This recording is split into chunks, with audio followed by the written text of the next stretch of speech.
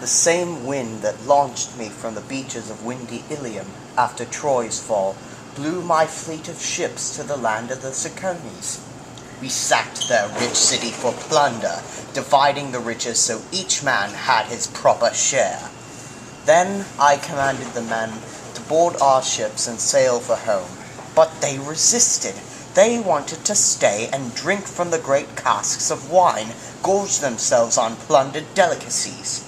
While I argued with them, and they loitered, ignoring me, those Cicones who had escaped the city went quickly to their neighbors and gathered up an army to take revenge on us. They attacked with a force so numerous they were like the leaves in autumn. They drove us back to our ships, and I feared we might meet our end there.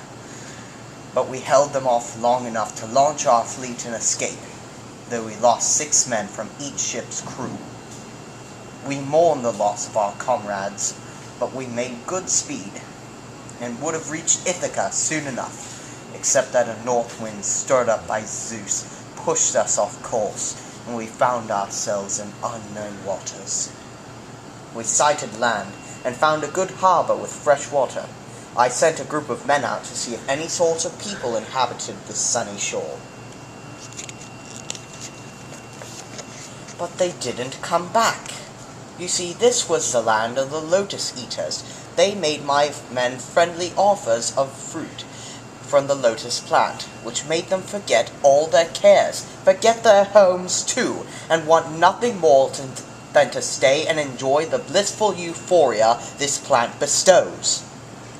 When I saw what had happened, I was dismayed, and I had to drag them forcibly back to the ships, ordering my other men to tie them beneath the benches and row quickly away. Lucky that I did not taste that fruit.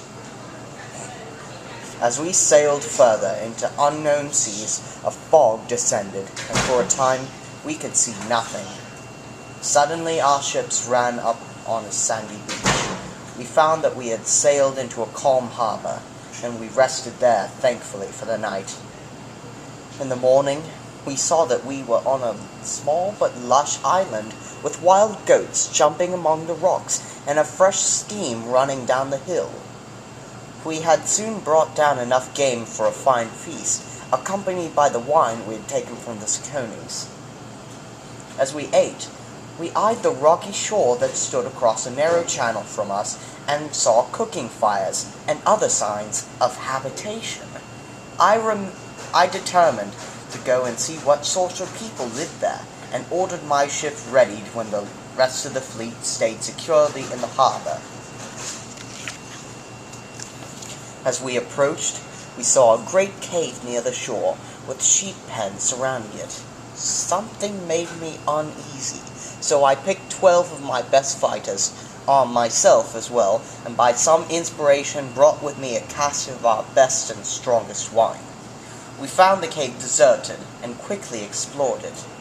It was huge inside. Part of it was divided into pens, which were filled with lambs and kittens. There was a great fire pit, and an array of pails and baskets for making cheese.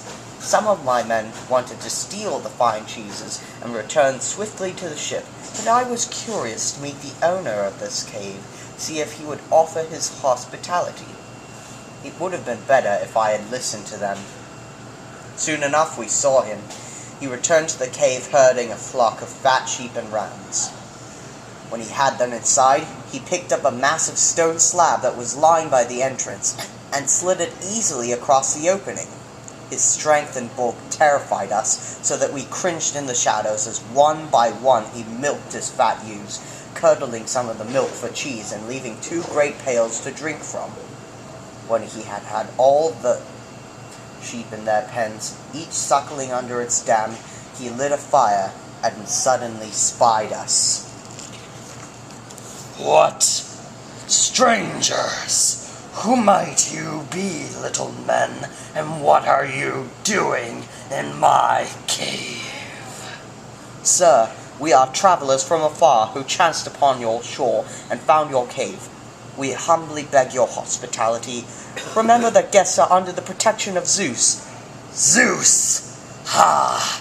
We Cyclopses do not fear the gods. What ship brought you here? Where is it anchored? Are there more of you? Sir, our ship was splintered upon the rocks, and we swam ashore. The rest of our comrades drowned in the icy waves.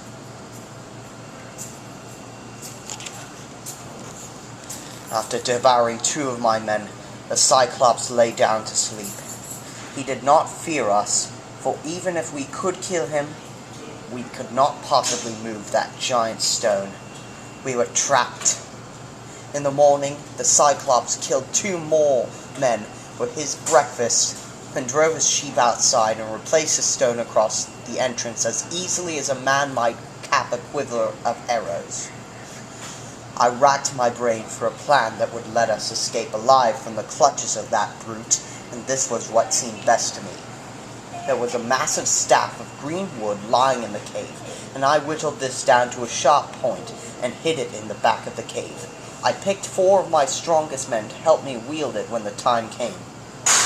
Once again, I had to stand by and watch as he killed 2 more of my men to make his dinner.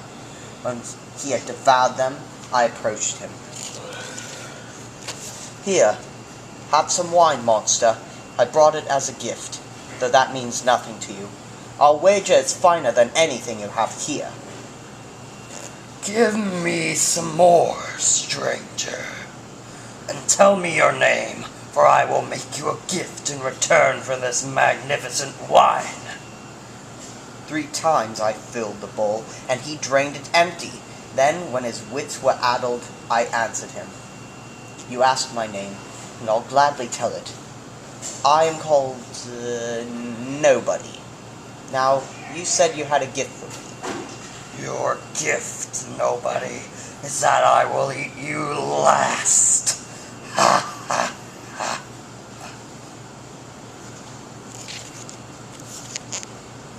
Deeper twist! No! I'll get you! Polyphemus, what's the matter? Is someone attacking you or trying to steal your sheep? Nobody's trying to kill me. Well then, if nobody's in there, you must be sick. There's nothing to be done about that except pray for your father Poseidon. No! Idiots! Come on now, nobody try to escape. Now I cast about for a way to slip past him, and my eye fell on the great fleecy rounds. I lashed them together in 3s, with one of my men slung beneath. I saved the bulkiest of all of them for myself, and digging my fingers into its thick wool, I swung beneath its belly and waited as the young dawn's fingers touched the eastern sky. The animals were jostling and bleating to go out into their pasture, but Polyphemus carefully ran his hands over each one's back before he let it out. He couldn't feel my men, though, shielded as they were. Old friend, why are you last of all? You always lead the way. Is it because you grieve for my eye, put out by that accursed Nobody after he got me drunk?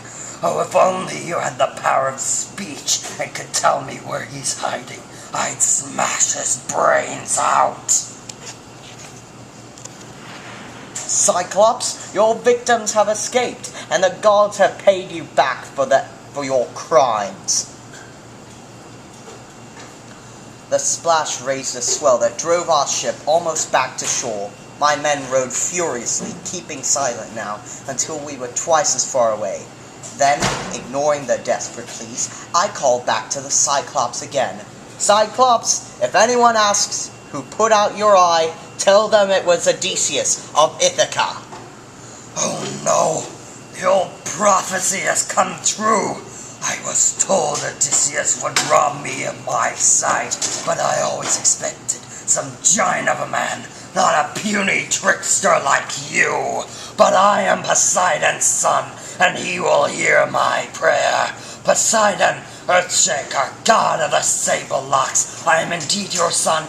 Grant me revenge on Odysseus of Ithaca. Let him never reach his home. Or if the other gods decree that he must, let him come late, after long suffering, with all his comrades dead, and let him find trouble waiting for him at home. So he prayed, and the god heard him. Then he seized another boulder, even bigger than before, and hurled it at us. But this time it landed behind our ship, and the wave pushed us swiftly forward until we came to the little island where our comrades were waiting.